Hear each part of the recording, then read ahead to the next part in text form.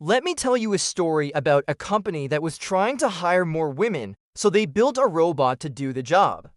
Sounds like a great idea, right? Well, not exactly. Because what happens is this robot ended up hiring only men. And it's not because the robot was sexist.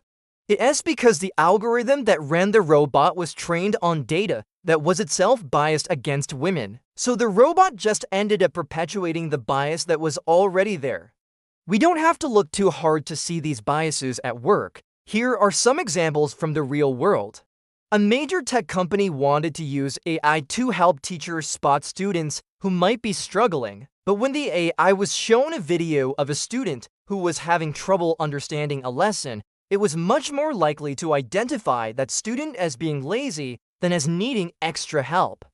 This is a big deal because if we start labeling kids as lazy when they're actually struggling, we could end up doing more harm than good. Imagine if you were labeled as lazy when you were just confused or having trouble focusing because you had undiagnosed ADHD.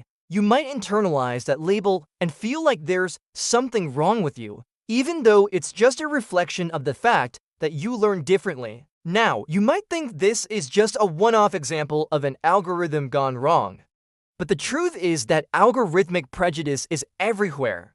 And it's not always as obvious as in these examples. Sometimes it's baked into the very fabric of an algorithm, like when a hiring algorithm favors men over women because it has been trained on data that reflects gender stereotypes, or when a criminal justice algorithm is more likely to flag someone as a risk if they come from a poor neighborhood, even though being poor is not a crime. But why does this happen? Why do these algorithms end up perpetuating and even amplifying existing biases? The answer, unfortunately, is that they're designed by people. And like all of us, those people have biases of their own, whether they know it or not.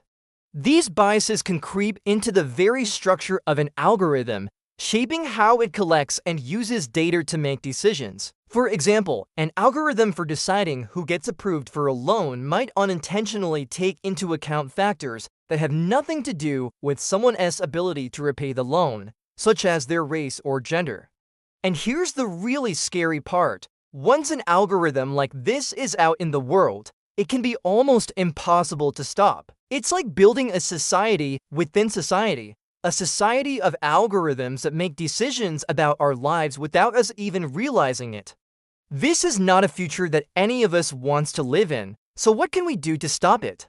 One important step is to make sure that the people designing these algorithms are aware of their own biases. We also need to develop better ways of testing algorithms for bias and to hold the creators of biased algorithms accountable.